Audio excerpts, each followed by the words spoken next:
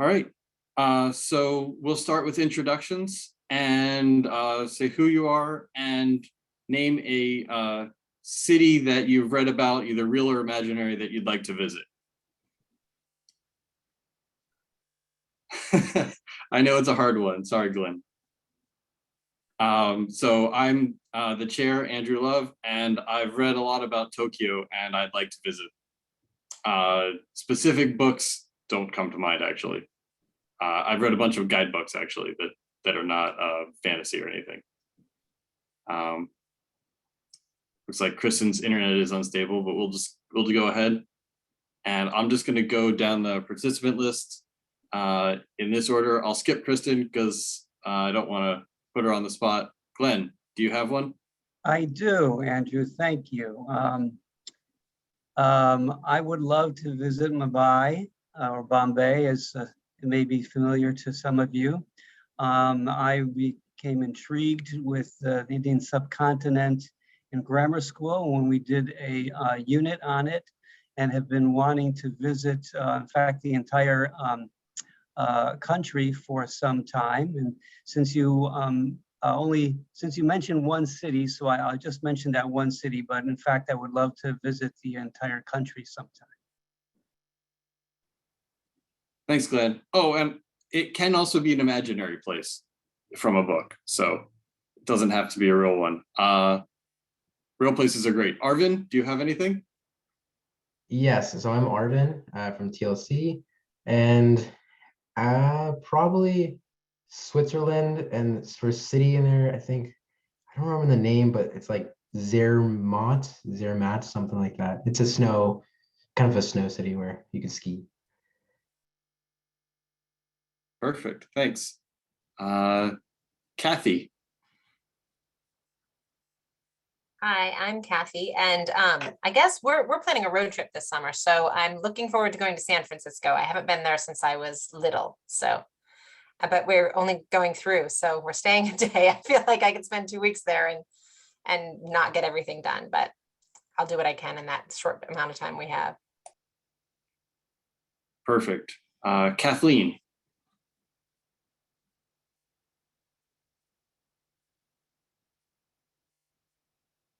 Kathleen, I think you're muted.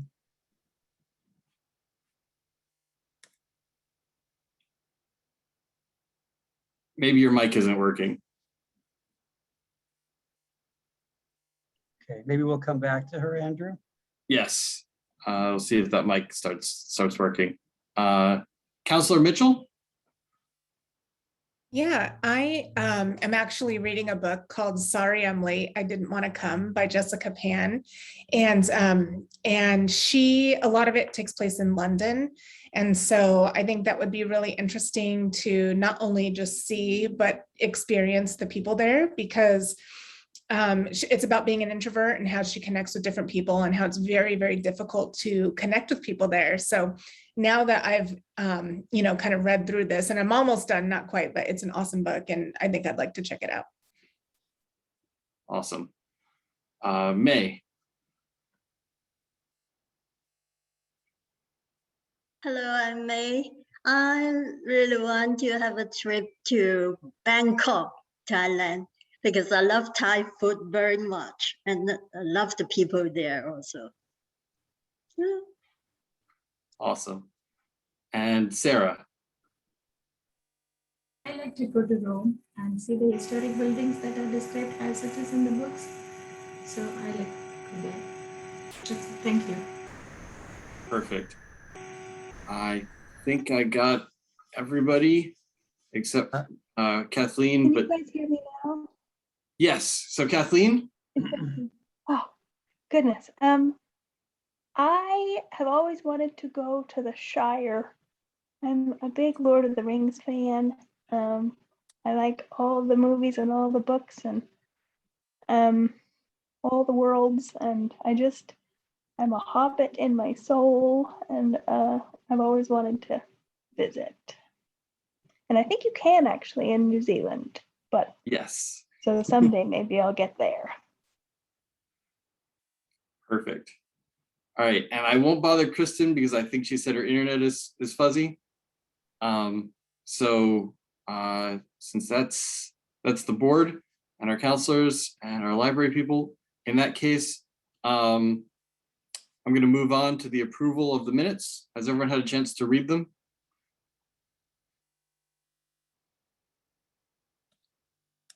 In that case, do I have any motions regarding the minutes, either approving them as amended or any changes that would like to be made? Things looked good to me. So Kathy, are you moving to approve them? I move to approve them, yes. Perfect. Do we have a second? I see Mei seconding. All right, so a motion to approve as written. And all in favor?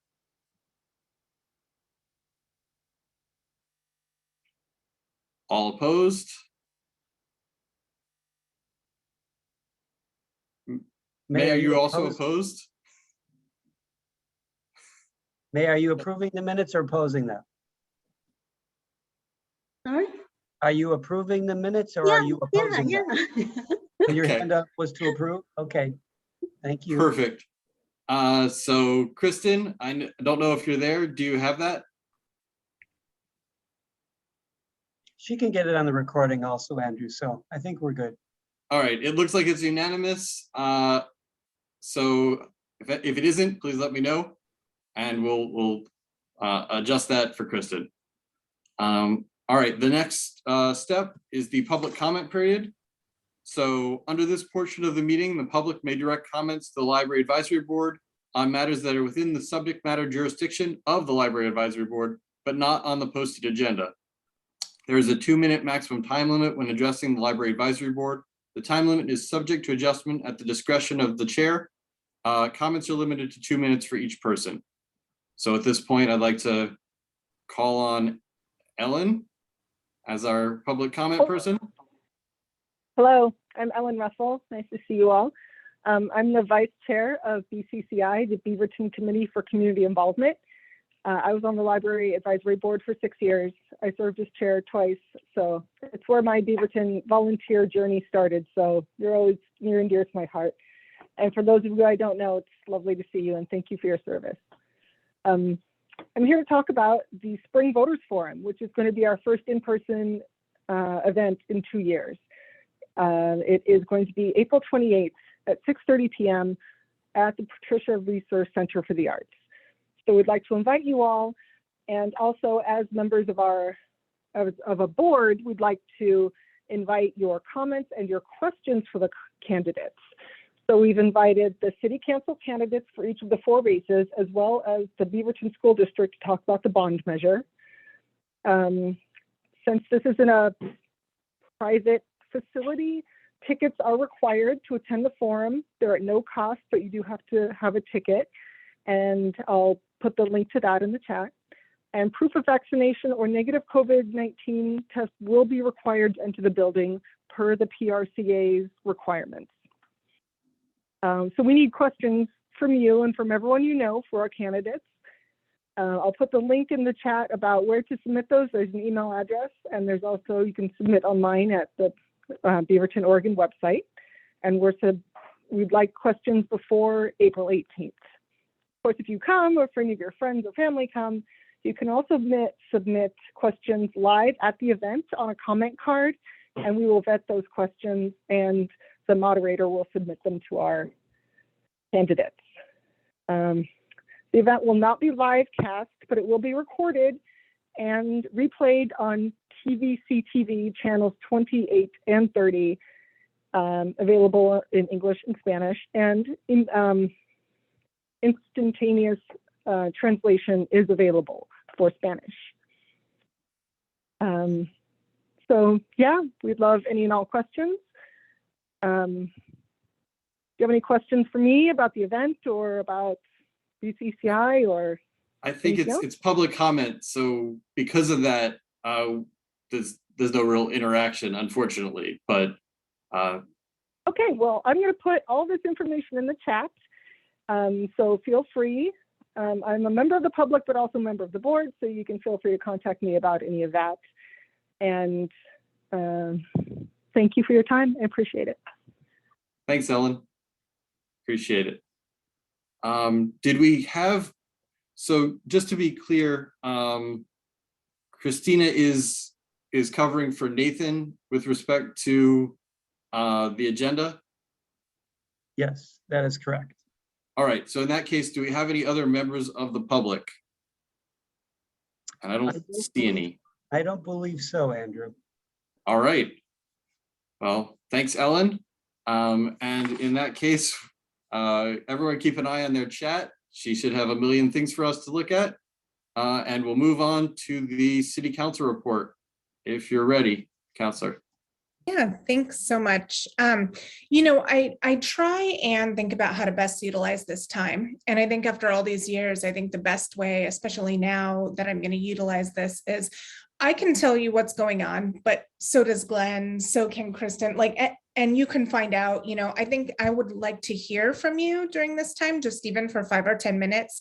And I think one of the hottest topics right now, which I'd love to hear a little bit of feedback on is, and I'm setting my timer here just so I don't go over here, is what do you think about the 4th of July? Do you think that it's something that the city should cancel or, you know, modify? I would just like a little bit of feedback. And if you have, you know, no feedback, that's great too, but it's just nice. And if you want to email me your private commentary, you can do so as well. I just feel like it's so important to get this dialogue going because this is the opportunity. You know, you could blink and then it could be gone and you never had an opportunity to speak. So I'd rather be preventative and get it out there. So anybody want to speak about that? Councilor Mitchell, could you give us some context? You just said the 4th of July in general, as a date, as a fireworks show, what exactly? Right, the 4th of July and fireworks. So, you know, I think on the table at the moment is there are counselors who are willing to cancel the 4th of July fireworks. And I think that, you know, we asked everybody last year to be responsible because of the hot, dry weather. And it was a total return on that communication because fires were down 71% year over year. So people heard us. They really understood what they needed to do with regard to firework responsibility. And you know, there were a lot of neighboring cities that canceled it. But, you know, I think one thing to keep in mind is Beaverton is, you know, it's a quilt, if you will. You've got Washington County and Beaverton all mixed in together. So people become confused. And then we think about enforcement and resources. What does that look like? And so just from a personal perspective, is there anything that drives anyone to feel any certain way about fireworks and 4th of July and using that time to celebrate or not?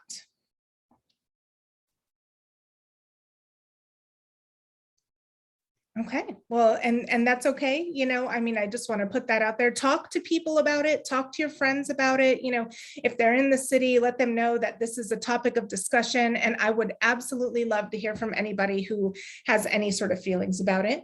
Glenn? I see Andrew had his hand up, so I'm going to let him speak first. All right, Councilor Mitchell, just are there any public fireworks shows planned? No. And there is no funding for that, and that's not a topic for anything this year. Okay, that was my question because if it's public ones, then everyone can go to there. All right, Glenn, you're up. So putting my City of Beaverton resident hat on for the moment, if I may, I would be in favor of a centralized celebration along the lines of what Andrew is suggesting. So in other words, a city-sponsored fireworks event could be held either in one or multiple locations, different neighborhoods, but it would be planned, coordinated, and presented by the city in a safe manner. It would be family-friendly, and that way it would discourage individuals from setting off their own fireworks with all the attenuated and associated potential problems. And it would also allow for residents to participate in and view a fireworks celebration, and also do so in conjunction association with their neighbors. Great. Well, I appreciate that feedback very much. I think that's something that would really, be a great thing to bring to Beaverton. Cathy? Actually, I think Sarah might have had her hand up first. Do you want to go, Sarah? Yeah, thank you, Kathy. Yeah, for me, it's safety first. So as I agree with Glenn. Yeah, as the temperature rises, we need to safeguard our neighborhood and the city. So if it is by the city and organized in a very safe place, it's okay for us to celebrate. That's what my thought. Why specifically do you feel that way with regard to safety? Were there times that things could be done better in the city, or what is it that crosses your mind when it comes to that? Yeah, if it is done by a city, you have the first fire persons immediately available to address that, and it is kept in a very safe distance from the residents. So I don't want to miss the moments with the family celebrating the 4th of July firework. Sometimes it creates memories. I have a lot of memories going for the firework, but at the same time, with the temperature rising and for the safety of the resident, it is better to have a city conducted other than celebrating with everyone in the backyard or say somewhere, right? Thank you. Thank you. I guess I was going to echo what I actually really liked the idea that Glenn came up with of the idea of having like neighborhood celebrations.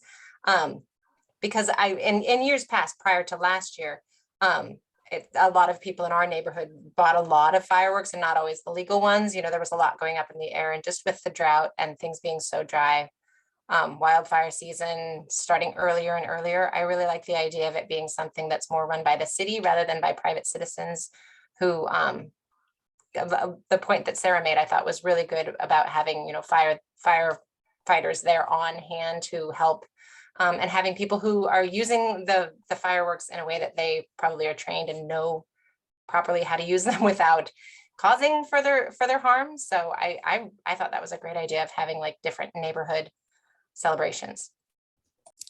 Thank you. Mei? Yeah.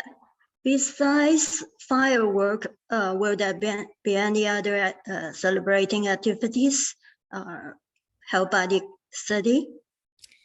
No, and I know that we don't have it in the budget, especially this year. I don't anticipate for the next couple years. The budget is experiencing some challenges right now, and so I don't see that as I don't want to say a priority, but I mean, that's really what it comes down to. If we're looking at homeless shelters and stuff like that, when it comes down to celebration and we're spending, a couple $100,000, I think that we would prioritize that slightly differently. So there would be no planned organization. And when we think about celebrating for our city, it would have to be multiple, given the size, right? We're almost 100,000.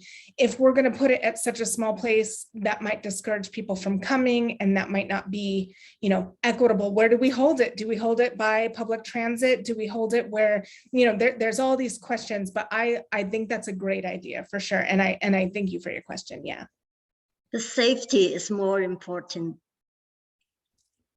Yeah, well, thank you so much. Yeah, and I think that our residents, they responded really well when it came down to safety. I think there were only 2 fires in Beaverton last year due to fireworks specifically. And so, year over year, that was a 71% drop. So I think that people are taking safety seriously. So that is something that's really, it's great to hear that people are listening to each other, because we want to take care of each other as a community. And I think that's one of the ways to do it. I saw Kristen had her hand up. Yes. Hi. Hopefully my internet will be stable enough for, as a resident, not as a city employee or anything like that, but I do live in Beaverton, and I would be 100% okay if fireworks were not a part of 4th of July in the public's hand. It's hard on birds, it's hard on dogs, it's hard on us. We don't get a lot of sleep. And I understand the tradition. I grew up setting off fireworks for the 4th of July, but I also have, I think we can have a growth mindset about how those traditions could change in light of our our trees being drier and for safety. So that's as a resident, not as a. Great. Well, thank you all for your feedback. I really appreciate it. And I think that's pretty much my time. I have a question for you, Michelle. Yeah. I heard that emergency shelter was not open during the very hot day of like Monday, but it is emergency shelters, yes. I'm sorry, what? Emergency shelter was not open on the Monday when it was snowing, when the temperature was very low. I'm not quite sure. They don't really tell us that. I kind of find out with everybody else. I mean, I could have been emailed, but I'm not exactly sure when it's open or not. But emergency shelters are supposed to be open during the temperatures very low or freezing temperatures. Mm-hmm. I can talk to the city manager about that and find out, because I'm not exactly sure what that temperature threshold is. I just know that generally we speak about the policy, not necessarily the administrative operations. So but that is a really good question, and I can find out some information for you. Yeah, thank you. So do we have any more comments, questions, or anything for the counselor, or anything for the counselor for us before we move on? Nope, I think that's everything for me. All right, in that case, thank you, Counselor Mitchell. Next up on the agenda are our partner reports. We'll start with the Library Foundation. Yes, thank you, Andrew. Can you hear me all right? Yes. Okay, very good. Pleased to announce that the foundation board added a new member last week, and is now up to 5 members. Unfortunately, one had to resign for health reasons, and they also appointed a treasurer. So the foundation has a treasurer again for the first time in about a year and a half, so that's very exciting. Still recruiting for a secretary, and at the meeting they also discussed the possible hiring of a part-time fundraiser, but ultimately that was voted down. And the memorandum for understanding between the foundation and the city is still being reviewed by the attorney's office. And that concludes the Library Foundation update. Thanks, Glenn. Any questions for Glenn about the foundation? All right, in that case, can we get the new friends report? I don't know whose turn it was. I'm glad you guys are handling that. It's me again this month. Yes, gosh, it seems like so long ago now. My notes, they met, they spoke about an insurance liability spreadsheet, which included information about what happens if volunteers injure themselves. And they voted to investigate updating this, which apparently hasn't been done in some time. The bookstore recently got a gift of $250, which sparked a discussion about thank you to folks, sending formal thank yous to folks for gifts. And these are sent for tax purposes, although apparently the law only requires human signature for gifts of $250 and above. So they're going to talk more about this and underscore that the cost of membership is tax deductible. They're going to talk more about the budget at their next retreat. Sue Pike had invited a member of their board to attend networking events and sponsored by the Chamber of Commerce, and they may start resuming that. Next was the operations report. The indicator spreadsheets indicate that they exceeded their sales target by 19%. Overall, though February was down from January, but this is typical. They spoke about the book sale and about allowing volunteers to shop during the members' night with the corresponding discount. They did pass a motion, but they're going to keep discussing and refining the subtleties. I realized this meeting was before the book sale happened. They spoke about the benefits of monsoon, which appear to be well worth the cost as long as online sales continue to increase. It's not a cloud-based server, so that will initially be extra work for a couple of volunteers, but the overall process should be simpler. So they plan to go ahead with this by shopping for a server and contracting with Monsoon. The management team is looking at goals for each sales channel, and we'll review these after the volunteers settle in, the new volunteers. Roger spoke about pop-up events, specifically how to advertise for those ahead of time, given potential inclement weather ahead. And finally, the deadline for the federal 990 EZ is coming up, which I learned has to do with 501 tax exempt status. And they're hoping to have a hybrid in-person virtual meeting next month. Although they've just obviously been doing virtual from here.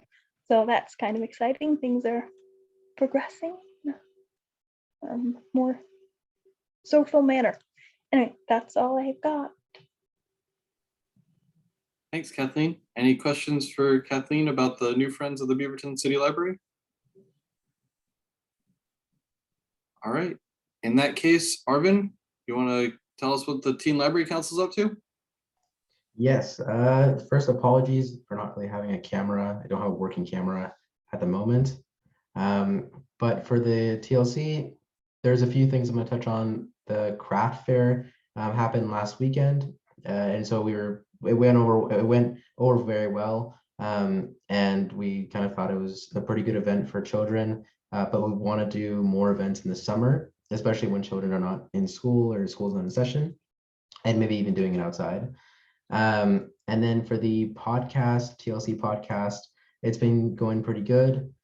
We do want to revamp the podcast structure a little bit, especially for next year, to make the conversations flow a little better instead of having it too structured and too scripted.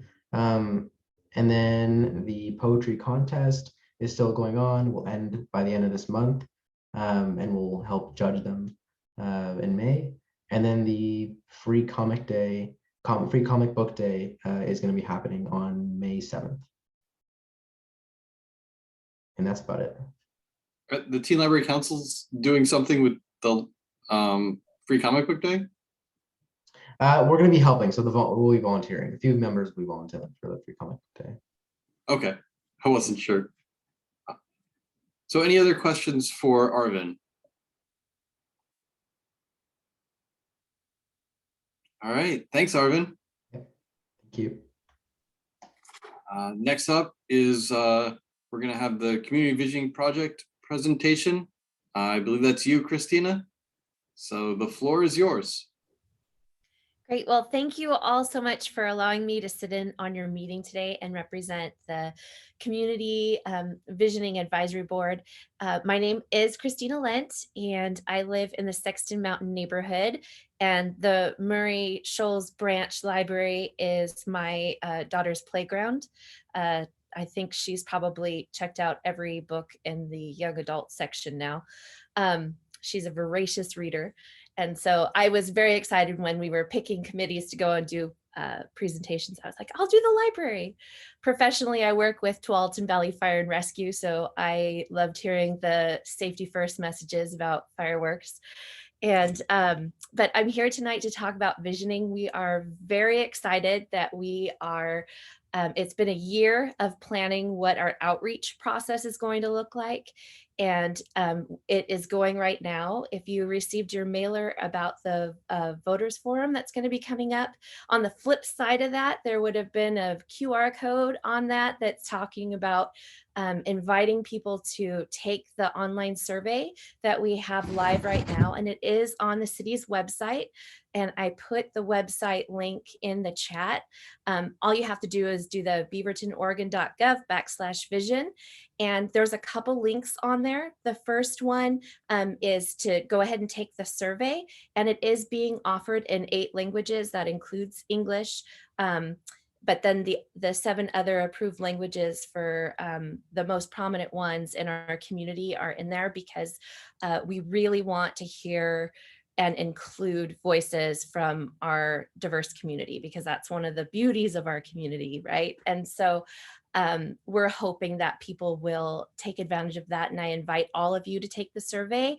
And also, I'd also love for you to spread the word and encourage your friends and family and your circles of influence, your neighborhood groups, your churches or synagogues or anything that you go to, because we really want to collect as much information on what people would like to see here in Beaverton in the future. So this process gathers input from residents on what they'd like to see in the next 5, 10, even beyond what we imagine our perfect Beaverton would look like. It culminates with the creation of a community plan that guides city leaders on the decisions that they're going to be making. And we are hoping to be collecting information through this year and then presenting a plan that calls out specific actions that members of the community have identified, and present that to the council in December for them to review and hopefully adopt.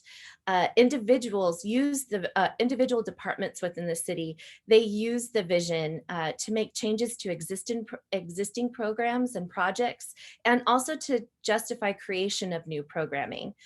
Past visions that were completed in 2012 and 2016 resulted in creation of some really great things that our city has been celebrating. You know, having a performing and visual arts center, the Reeser, in the heart of downtown was something that people had been saying for years, even before the first visioning. But that was one. The BG Food Cartel creation, the creation of the Climate Action Plan, also the Affordable Housing Team, and more. So our outreach is going to include a few different things. So we've got the survey that we hope you all will take and help spread the word about. We also have a link on the website for those who maybe don't want to do a survey, but maybe they've got some ideas of some things that they'd like to see and they'd like to talk to someone about it. So we have an ability for people to sign up to do an interview, a one-on-one interview. And we are also doing focus groups with targeted communities. We are working with a consultant, Ping Kwa, I think that's how we say her name, but she works with community engagement liaison services, and she is tied with an amazing group of liaisons who are trusted leaders in the community, who are connected with a lot of different underrepresented populations, and also just different groups that have been typically hard for us to reach as a community. Because sometimes you have all of the people who are volunteering within the city who always raise their hand and always participate, but we want to hear from all of you, but we also want to really try to reach out and have this vision be really reflective of our diverse community. And so we have some different focus groups that are going to be done in native languages. So her group is going to be doing some in Korean, Spanish, Chinese, Arabic, Vietnamese, Russian. There's also a tribal one and a BIPOC one that her liaisons are going to be working with, different groups. And then the city of Beaverton is going to be leading some focus groups with BOLD, which works with, I believe that's immigrant and refugee populations. And then also the Westside Queer Resource Center, Easter Seals, which works with senior citizens, the Mayor's Youth Advisory Council, Home Plate, and the Beaverton Resource Center. So we're doing the survey, we're doing focus groups, and we're going to continue to do outreach at different community events. And you're probably going to see us at the library because that's where everybody goes. It's such a jewel in our community, and it's kind of the heart and soul. And so we do have a table that we are staffing at the Beaverton Farmers Market. We've done a couple in April, and we've got some slots slated going into the summer. And if any of you would like to help us with the outreach, we would welcome that. Also, if you are connected with a group and you'd like to connect with us that way as well, Nathan Davis with the City of Beaverton, we actually have a staff person. I don't know that any of the other visioning processes have had dedicated staff that's been available. It's something that we are very fortunate to have this time around, just because he's available Monday through Friday during business hours, when we've got this volunteer committee that, you know, we meet once a month, and then we try to get to different public events, especially with this outreach portion. So we want to get out and see as many people as possible and go to where they are, and also find opportunities that we can go and maybe do a presentation, and they can be more informal, and then be able just to take all of that information that then will then compile and then start to put into themes and then possible actions, and then also be working with community partners maybe to take ownership of some of those actions for the future. And so we want to involve as many people as possible. Like I said, we especially want to engage with underrepresented populations within the city. And so I just really invite you to be as involved as you would like. Again, I've put my contact information in the chat, so feel free to send me an email, and I'm happy to meet with you in person or over the phone. And then also there's that city contact with Nathan Davis. And if the library, I'm pretty sure the library has flyers, and if you don't, Nathan would be the one to talk to. We'd love to have that there. I think it might also be possible to have an A-frame that has the QR code, so that maybe we could set that up as people are going in toward the library. That would be a good opportunity. Or even maybe you can help connect Nathan with the Friends of the Beaverton City Library, and we could be across the street over there too. So if anyone has any questions about the visioning process, I'm happy to answer those. And I'm really excited to be at this outreach stage, because all of last year was in the planning and talking about how we're going to be doing this and how we're going to get this plan, especially in the wake of not having a lot of in-person activities all of last year and coming out of this pandemic. So, but we're still very excited. Awesome. So it looked like Councilor Mitchell had a question to start with. Yeah, thank you so much for that information. Who determined which groups would represent the underrepresented? So we had worked with, well, I should say Nathan had reached out to some of the different advisory boards and who have been working on these issues with the city. And because the other thing is there's a lot of survey fatigue that's going on, and there's been a lot of different groups that have been pinged for, what do you want to see in downtown, and what do you want to see in these different areas? And so we're looking at what other plans have done in the past. And then our consultant Ping, this is kind of her wheelhouse. And we've taken some lessons from the Park District and what their visioning process looked like. And then it was also, we did an initial survey, and if you looked at, we did have some demographic information in there, and it was predominantly white. And I mean, it wasn't representative of what the community looks like. And so I think that we've looked at the need to reach out and do a little bit more than just going to places and then just counting numbers. Like, we want to do some targeted outreach so that we can get in with different groups. Yeah, so who specifically determined, and I have to say, I appreciate all of the energy around BCCI, but when we say that, you know, and I've heard people be very dismissive of the survey results, you know, because they are predominantly white, but Beaverton is predominantly white, and it is representative of the people who live here. Not all the people, it is not all inclusive, but I want to know specifically who decided that the groups who would host for the underrepresented and the underrepresented groups that were chosen, because people keep saying fatigue because we keep going down the same list again and again. And I'm just curious, who drove that? Was it a staff member? Was it the chair of the BCCI? Who said, yes, these are the groups we're inviting?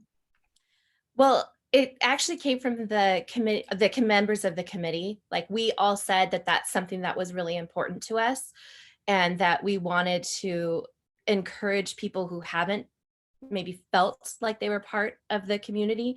And so we as a group said this was something that was important to us.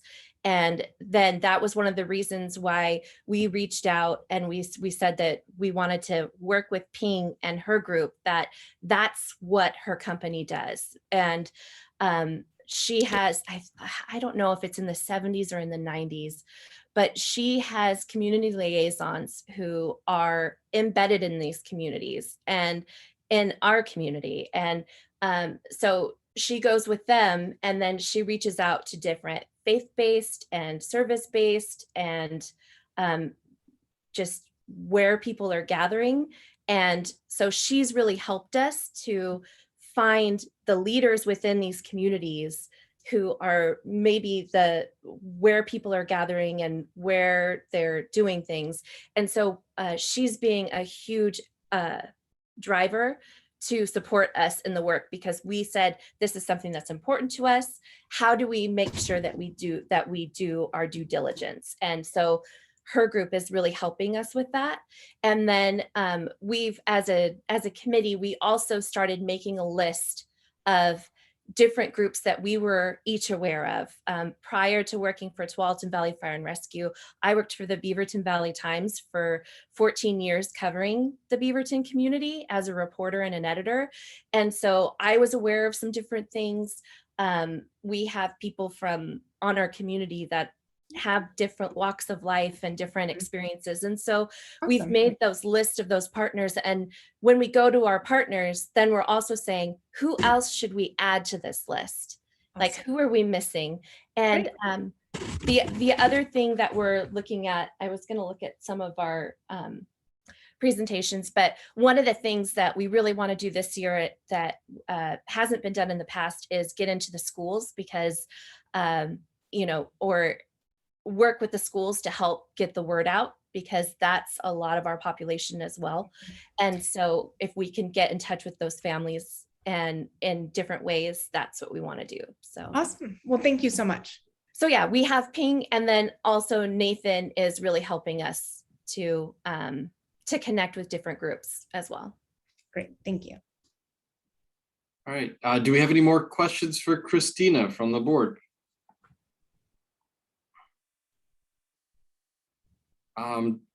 I guess I have one. Christina, that visioning survey, is that something that's going to be sent around, or did you already send it out and I didn't see it, or did I already fill it out? Like, has it been around for a while?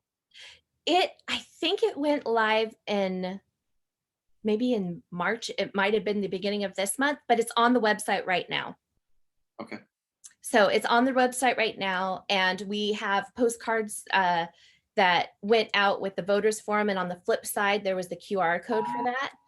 And then we're handing out flyers at the farmers market and then at different events. And then I think that's going to be live for a while. Let me see what I've got. It looks like we're going to have that survey through May and June, because it was April, May, and June. And then we're going to be in June and July doing continued outreach and data analysis from the survey. And then in the fall, we're going to be confirming the findings and going back out to the community and saying, this was some of the feedback. These are some of the themes that have surfaced. Does this reflect what you had said that you were looking for? And so we'll also be kind of checking back in with some of those focus groups and making sure that they really see their feedback in there. Perfect. Does anyone else have a question for Christina, or do you have a question for us? I want to thank you for letting me come and talk and for giving me this much time. I'm used to doing these short little presentations during public comment. So I appreciated being able to be on the agenda. And then I just wanted to say that if you have ideas on how we could help spread the word about the survey, or the opportunities for people to sign up to do an interview, I welcome those ideas, and I know Nathan would as well. There are the new study cubes in the library. You could use. All right. They're very impressive. Nice. So, board, do we have any questions for Christina? Okay, well, thank you for having me, and you guys have a great evening. All right, thank you. Have a good evening. All right, on the agenda next, Glenn, I know you wanted to do the budget and the director's report. Do you have a preference on the order of those?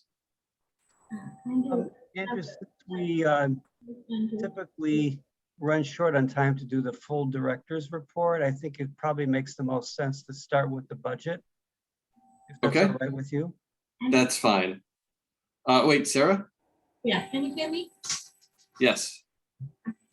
I want to take a moment to say thank you to Cathy for writing the email and sending to the city on behalf of her.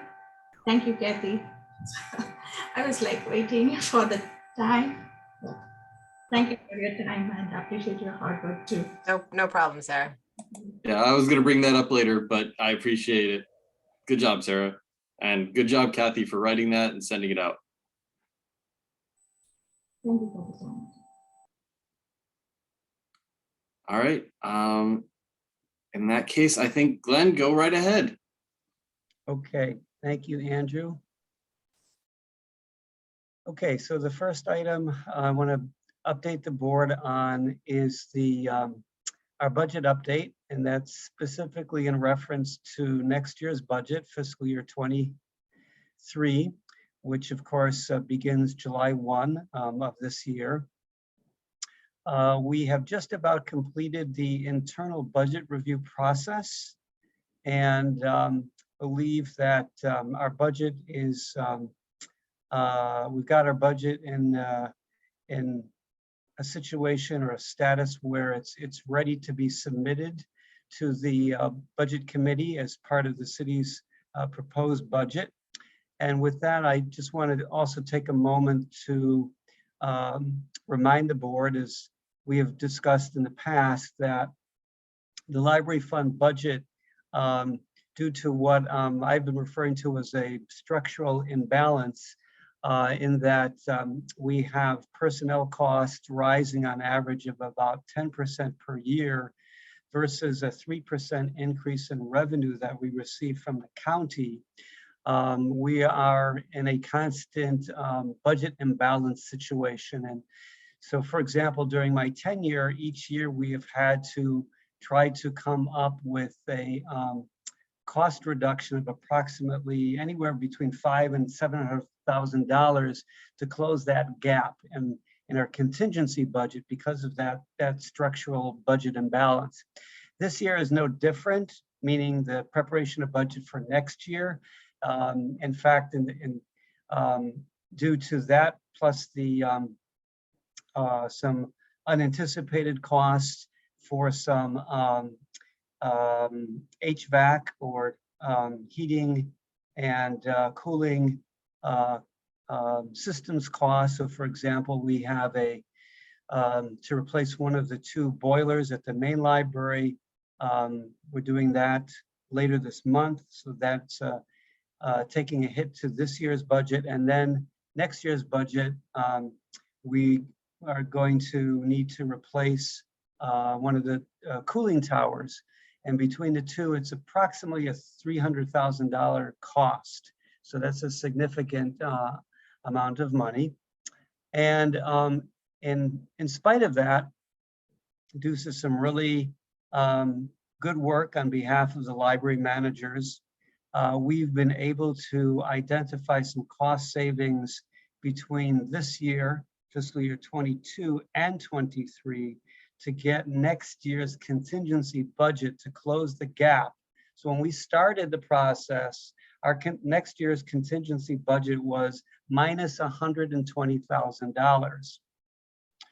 So I am proud to say that as a result of the library executive team's efforts, looking at reducing costs both this fiscal year as well as next, we've been able to bump that figure up to positive $568,000. So a savings of approximately $690,000 compared to where we started. So that's a significant amount of money, and that is not, none of those savings are coming from, for example, an increased allocation from the general fund. That's all of those savings are a result of cost reductions we've been able to identify in the library fund budget alone. That said, as we've discussed in the past, it's not a sustainable situation because of that budget imbalance. So what we propose to help us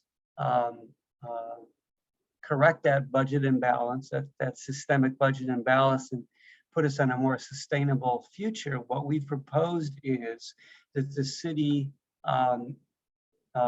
match what the county provides us, which this fiscal year, it's about a $1.2 million difference between what we receive from the county versus what we receive from the city, and to do that over a period of several years.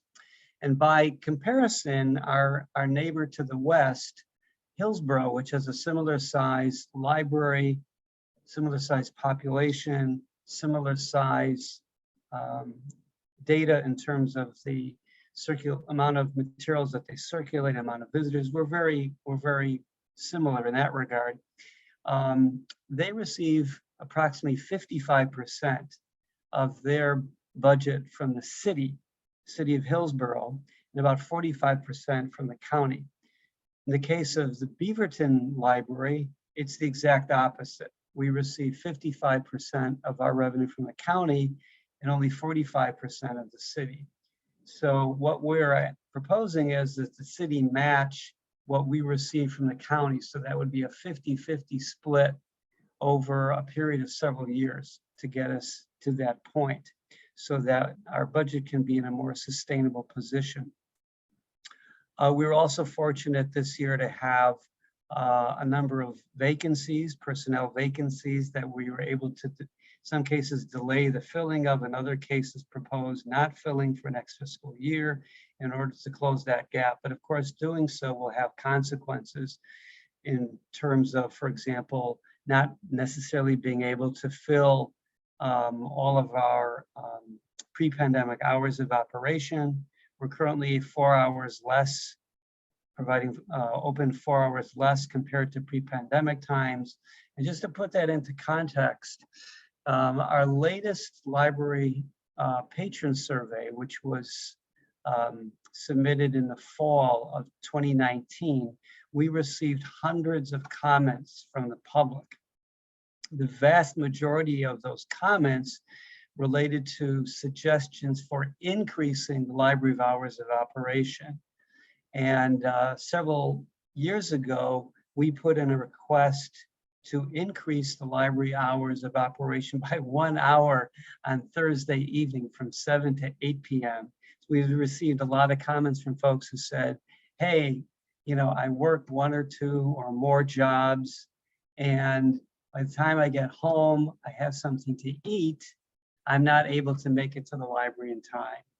So what we decided to do with this input from this board is to increase the hours of operation by 1 hour on Thursday evening from 7 p.m. to 8 p.m. Unfortunately, that did not pass the internal budget review, and it never made it to the budget committee for approval.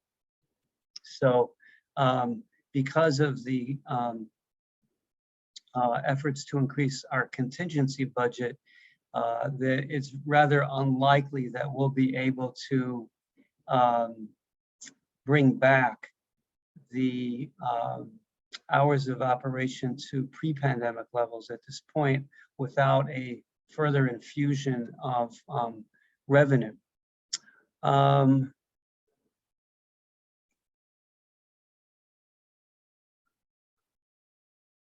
So that pretty much sums up what I wanted to share with this board in terms of the status of next year's budget as it currently stands, and the work that we've done in order to get our contingency budget. We are right now within $10,000 of this year's contingency starting point, which was $577,000, having identified approximately $690,000 in savings between this current fiscal year and next fiscal year to get us to that point.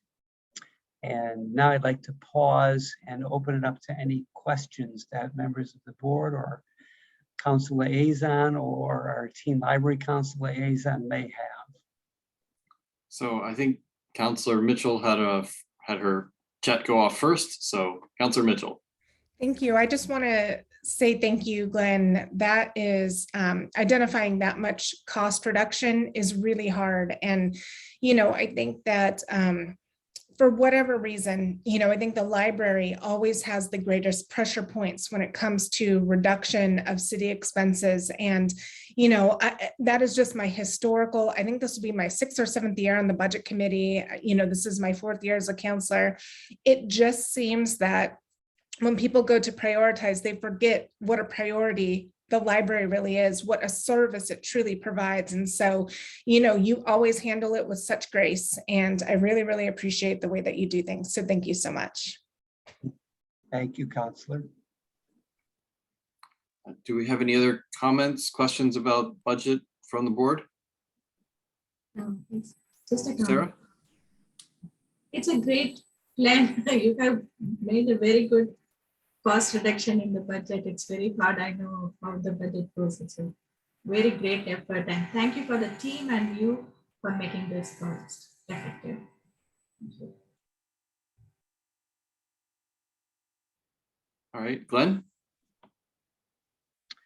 Yes, Andrew, and we've talked about this before when we've talked about the library budget in the past. And again, far be it from me and my capacity as the liaison to this group to suggest a course of action for the board and what it might want to do in terms of advocacy on behalf of the library. But if the board were to be interested, they might consider drafting a letter in support of increasing the library fund budget to match what we receive from the county to help close that systemic gap in our budget, so to ensure that we have a sustainable budget for the future, and so that we can restore our hours of operation and not potentially have to make any cuts to our service should we not be able to close that gap in the future. Thanks, Glenn. So board, do we have any opinion on a possible board motion or agenda item about the library budget, either with respect to how Glenn proposes to close it or any other recommendations we might have? Well, I think we could do something similar to what we did when we were talking about the Cooper Mountain branch, where we could draft a letter from the board to the city council sharing our thoughts on it. Okay. Sounds great. Anyone else? We can do it. Say again, Sarah? We can do it. We can write a letter. Okay. Mayor Councilor Mitchell? Yeah, I just want to say also a really great opportunity, and I'm sure that you all already know this, when you call in or have people call in on behalf of support, like calling into city council meetings, it really resonates. I think that it's really impactful, and it really shows that, you know, there's a reach out there, and that there's, you know, sometimes you get caught up in the minutia and you forget how important something is. And when people, just one phone call, 2 phone calls, it makes a really big difference. So.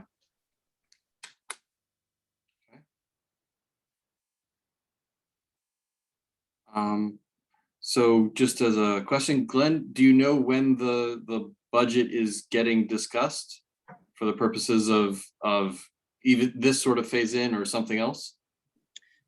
Yes, the budget, the city's proposed budget will next go to be submitted to members of the budget committee, which is comprised of members of the city council plus representatives of the city, citizen representatives. And there will be a series of 3 budget meetings that have been scheduled for, I believe it's the 3rd week of May. What the counselor, however, is suggesting, I believe, is that that this board might also consider is public testimony during the public comment period at an upcoming city council meeting, similar to what we did earlier at the beginning of our meeting, where we had members of the public come and give testimony. Similarly, the city council has a public testimony period or comment period at the beginning of each meeting. And that's something else that the members of the board might wish to consider doing either individually or collectively. Okay. Cathy? I had a question on that. So would you recommend that or suggest that we attend a city council or the budget committee meeting or both? I don't know if there's one that would be a better one to attend than the other.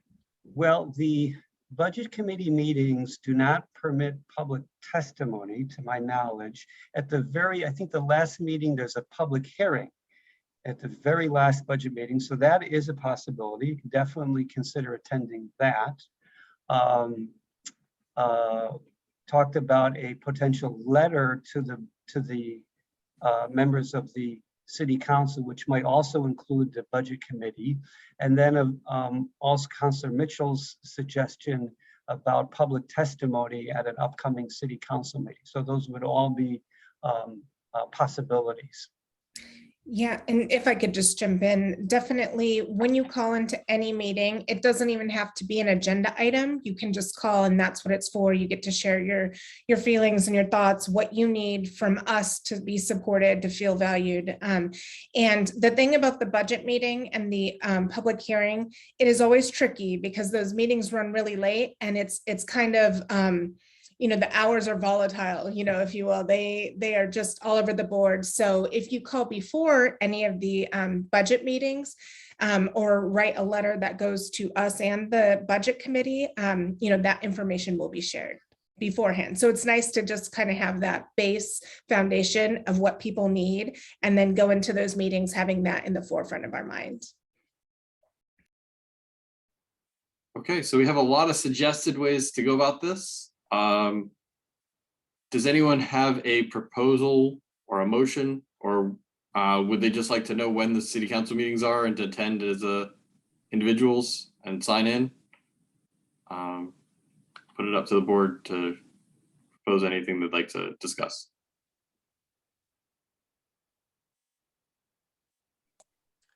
I would be interested to know when the next city council meeting is. Yes, so the council meets the 1st and the 3rd Tuesday of each month at 6 p.m. And the information and the link is available on the city's website under the government section, city council meetings. To find that information. The public comment period is always, I believe, the very first part of the meeting. So it's right around 6 o'clock.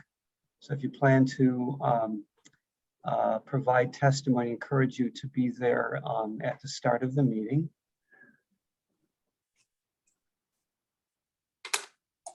Oh, and The council, by the way, has moved to a, so the first meeting of the month is a hybrid meeting, both in person in council chambers and also online. So the public testimony is provided or submitted rather online, so you call in. And then the meeting on the third Tuesday of the month is a virtual meeting. So again, the public testimony is also called in.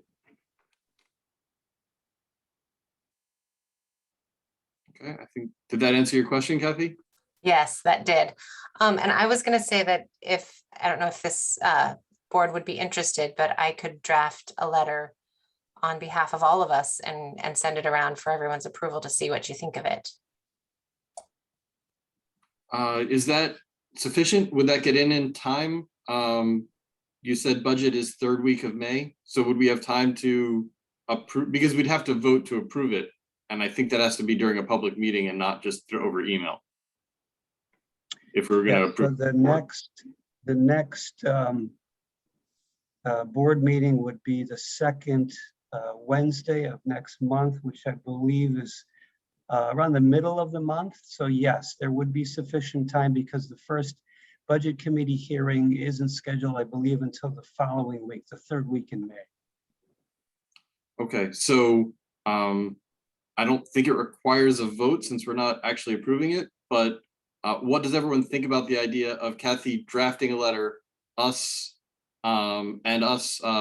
approving it or amending it, as it were, at our next meeting to be sent out, I assume, immediately following that meeting to the council?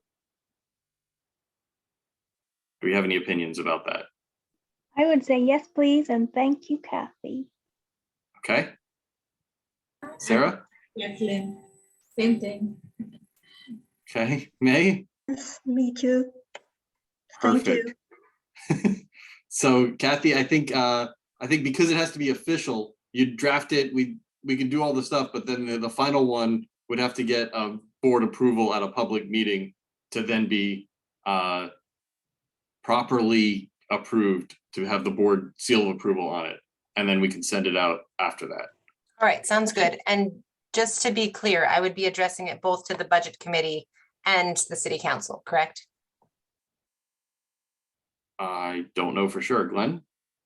So two things. One is, Andrew, if I remember correctly, the last time the board proceeded along similar lines, they agreed to draft a letter at whatever meeting that was, if that was the February meeting or the March meeting, and they approved that action, and then the action could be taken.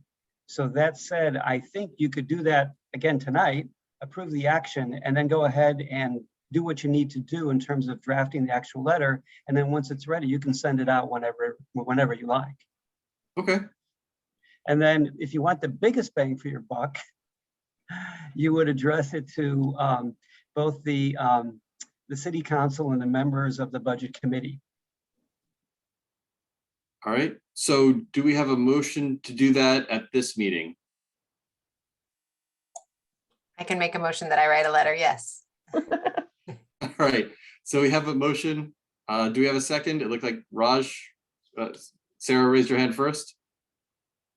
All right. So the motion, just to be official, is for Kathy to write a letter to both the city council and the budget committee asking for additional funding for the library.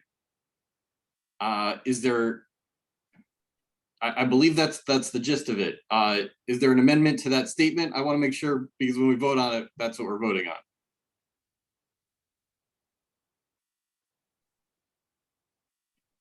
Okay, so that's the motion on the table. All in favor? All opposed? Councilor Mitchell, did we do something wrong? I think we needed a second on the floor. So we had the main motion unless, oh no, Sarah seconded, right? Sarah seconded. I'm Yes. so sorry. I'm so excited about this. I just wanted it to be all the way right. So thank you. Sorry about that. Yeah, that I was trying to dot all the I's and cross the T's as well. So I believe, Kristen, how did the vote go? Yes, the service vote there. was unanimous. Okay. So the motion passes to The vote was perfect. I don't know if it was a motion or, but Kathy, you have been hereby deputized, I guess, almost to write the letter to request additional funding for the library. No, I don't think there were any specifics necessary, but if you add in Glenn's proposal, I think that's a reasonable way to scale it. And I did have one other question in terms of attending a city council meeting. You said that they're the first and third Tuesdays. Does it matter which one we attend? Do they both discuss the budget? Or So again, if you're attending a city council meeting to provide public testimony, it does not have to, as Councilor Mitchell pointed out, it does not have to be related to anything on the agenda. You can talk about whatever you like. gotcha. Okay, that's what I was wondering. Thank So you. you could attend literally every single meeting and talk about the library, how much you love the library. There's nothing preventing you from doing that. All right. Personally, I think that's a great idea, but again, far be it from me to suggest what members of this board choose to spend their time. I did have a clarification question.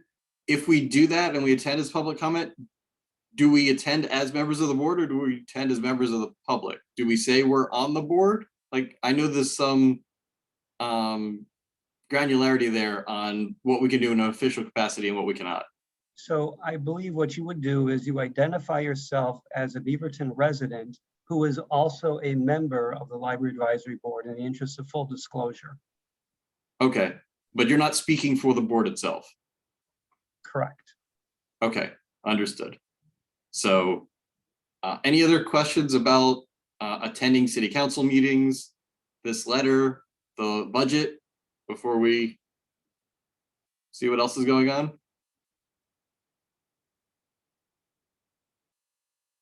Okay, in that case, I believe, Glenn, you have the director's report for us? I do, Andrew, and as usual, we're short on time. Not that I'm complaining, but I will choose some highlights and then leave some time left over for, we have some visitor comments. Perfect.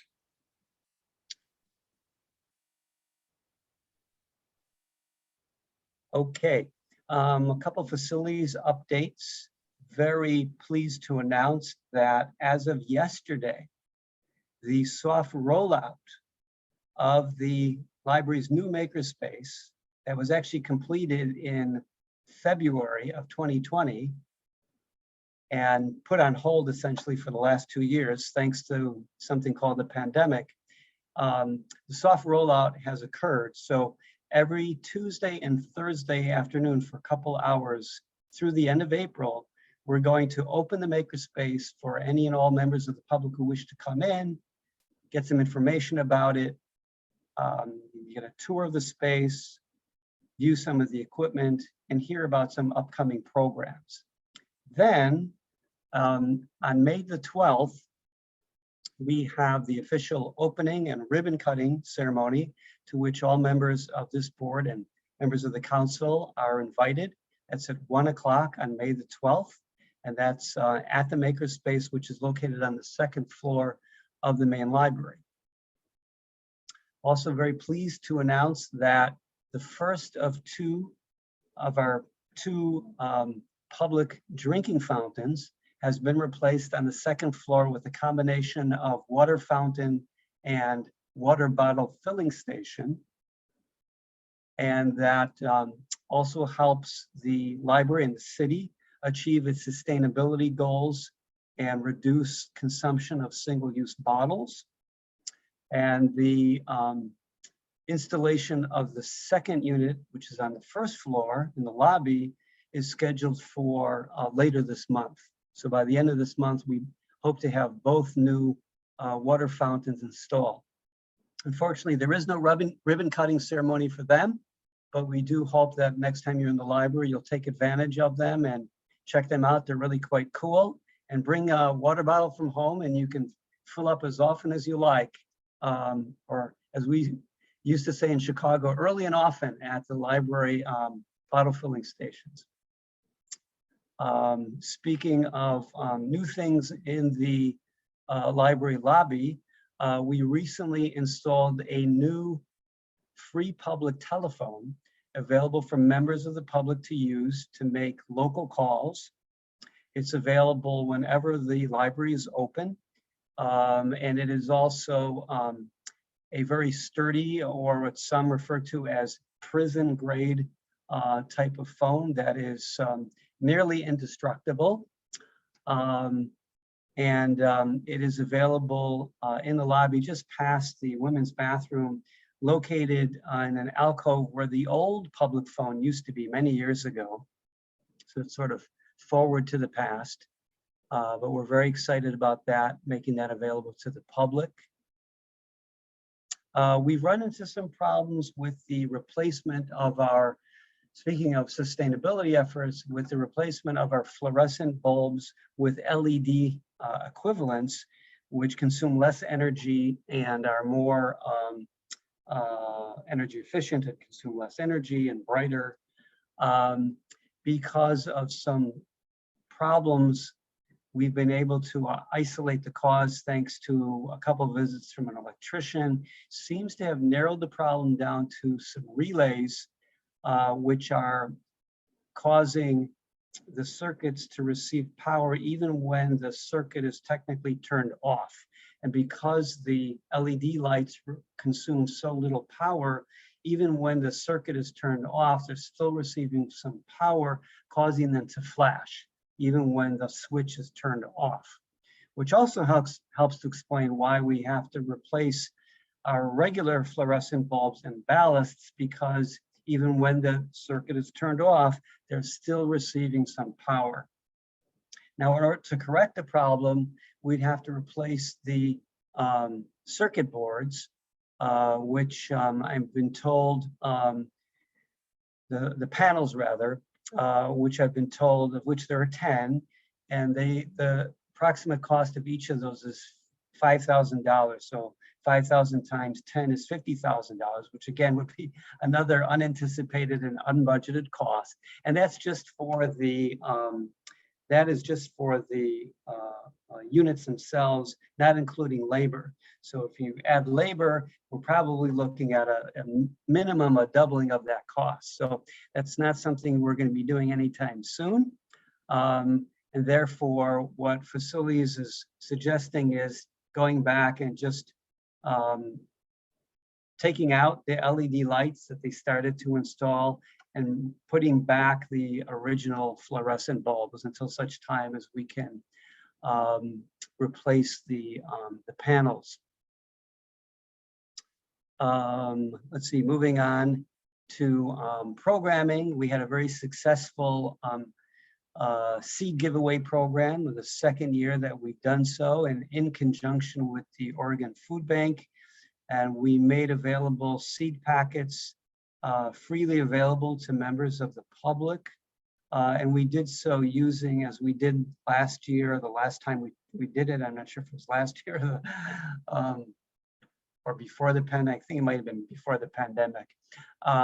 We brought back a section of the old card catalog and put the seed packets in the catalog drawers. So it was a kind of a throwback, and it was a very successful event again this year. And then the other item I want to mention is that we are in conversations with the programming staff at the new Research Center for the Arts to host some of the library's signature events, including our story time programs and story slam events, and our One Book, One Beaverton author events on the main stage at the Research, potentially beginning in fiscal year 23. So we're very excited about that possibility, the library making it to the big stage, as it were, and we'll be happy to keep this board apprised of those developments. And lastly, just a quick update on some of our DEI work, diversity, equity, inclusion work.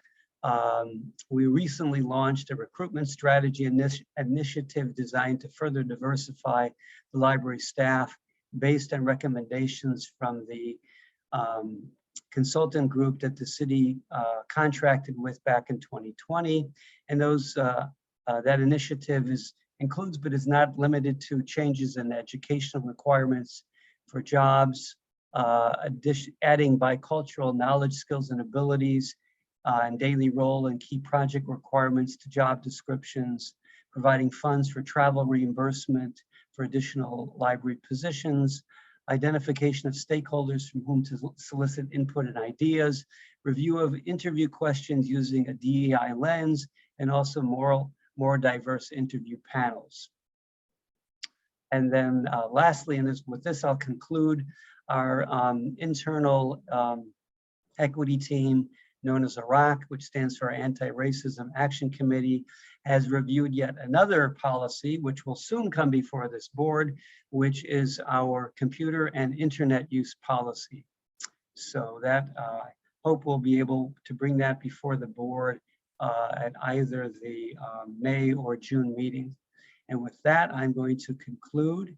And I think we may have time, Andrew, for one or two questions before we conclude with the public comments. And I see Arvin, do you have a question? Go ahead, Arvin. Yeah, I have a question about the makerspace. So will the TLC be able to host events on the public opening date, or the date that is when we're opening the makerspace? That is a good question. In terms of the timing, I would refer you to Ian, who is the TLC staff liaison, and he can put the TLC in touch with the folks who are responsible for programming the makerspace. But we would love to see participation from the Teen Library Council in the makerspace. Okay, great, thank you. All right, Councillor Mitchell, you have your hand up next. Yeah, thank you for that information, Glenn. Question, when books are added to the shelf space, how is it determined what books are then subtracted? If they are, because I would assume there's not an unlimited amount of space, but how is that determined? Yeah, that's actually, there's two separate processes. So we'll start off with how items are selected. And it's based on our collection development policy, which is posted to the library website. It's kind of a long read, and some might consider a bit boring, but I beg to differ. So we have individual selectors who are responsible for different areas of the collection, whether it be adult fiction, juvenile book boards, and world languages. And each of those selectors is tasked with the responsibility for making selections in those different areas. And they do so by looking at the usual sources, which include things like reviews found in library trade journals, which is a major source, whether they be online or actual print publications, as well as blogs that specialize, library trade blogs, which specialize in the review of materials, as well as flyers and other information that we receive from publishers. But then we'll do our due diligence to find reviews on those sources or on those titles. And so they're all vetted ultimately through a process that involves looking at review sources from library trade journals, and which are trusted sources of information. And so when it comes to withdrawing items from the collection, because as you rightfully pointed out, we don't have unlimited shelving space. So as do most public libraries, we have this ongoing cycle of withdrawing materials from the collection and then replacing, or rather adding new items and making room to add new items to the collection. And we do that, as do most public libraries, by looking at the circulation data, along with things, just looking at how many times has an item circulated. We also look at the publication date. So is the item, more than a few years old? Has it not circulated over an X amount of time? And so those are some of the, plus we also look at its physical condition. Yeah. Those are some of the typical factors that we look at in making those decisions as far as which items to withdraw from the collection. And is there like a justification listed somewhere, or like a list with justifications? Like if somebody were to say, oh, this book shouldn't have been withdrawn, or, and somebody had to speak to that, what does that look like? Yeah, so that would also be contained, that information would be found also in our collection development policy. We would refer back to the same processes and procedures that we follow, whether it be to add an item to the collection that someone might object to, or whether it be someone objecting to us withdrawing. And then we also have, there's a formal procedure that folks would follow if they have an objection to something either being added to the collection or something being withdrawn from the collection. Awesome, thank you for that. Glenn, I had a follow-up. How has the circulation number criteria changed due to the fact that we had that huge COVID gap in physical circulation? So are you asking what our circulation numbers have been like recently? No. I'm saying, how have you adapted the withdrawal? So if you're saying these books haven't circulated in 6 months, but the library was shut for those 6 months, have you adjusted things based on the fact that no physical items were circulated for so long? Well, actually, if you recall, we launched a curbside service beginning, I believe it was May 2020. So we really only had a gap of about a month and a half where we weren't circulating any items. And so once we launched the curbside delivery service, now we weren't at the same level of circulation, of course, that we were pre-pandemic, but we were in fact circulating items to members of the public, just doing so in a different format. Okay, perfect. Thanks, Glenn. Any final questions for Glenn? All right, you said there were public comments, Glenn. Do we have time for that? I don't have a copy of them. Okay, so I believe they were attached to the agenda. So let me go ahead and see if I can pull them up on my screen. Comment cards. Okay, we go in and share my screen. Okay, can you all see them? Do we have a volunteer? Do we have a volunteer who would like to read the first one?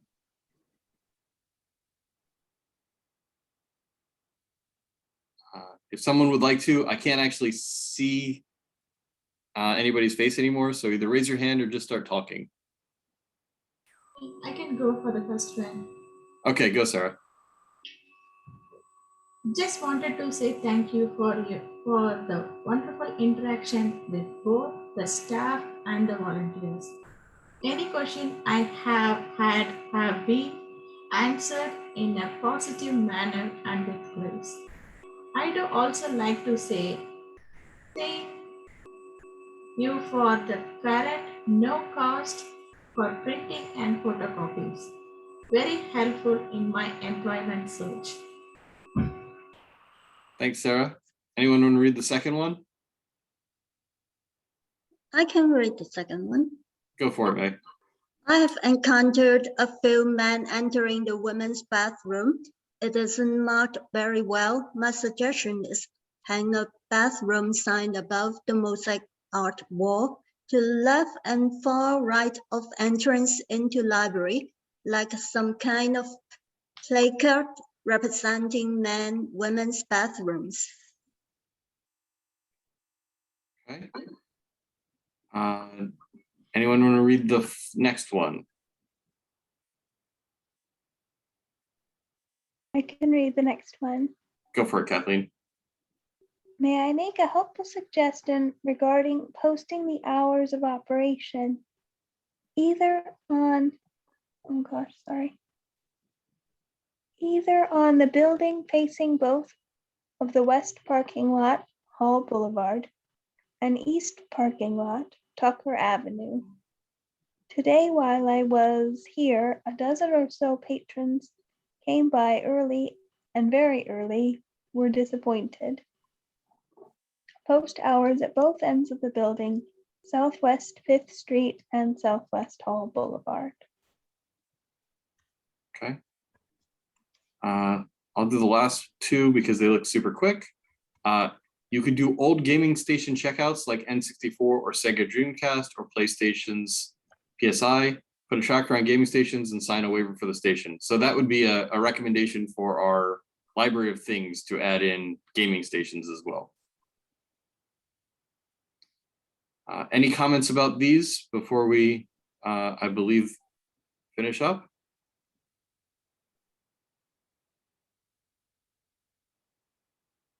So Glenn, I assume that the library is aware of the comments for adding additional signage for either the bathrooms or the hours. I do know that the hours are posted right up at the door, and if you have to walk all the way there to figure it out. Yes, we will take those under advisement as we do with all comments and suggestions. Perfect. Any other questions? All right, I'm going to go to the final thing for the good of the order. I don't think we have too much miscellaneous left. Just wanted to mention that it's possible we'll have new members at the follow-up at our next meeting, pending board approval, or not board, city council approval at their upcoming city council meeting. There's a couple people that are up for approval, so we might have some new faces. Yes. Thanks again, Cathy, for writing the letter and for writing this next letter. Really appreciate your help with that. It's really great. Did we have any other miscellaneous comments about anything from the board?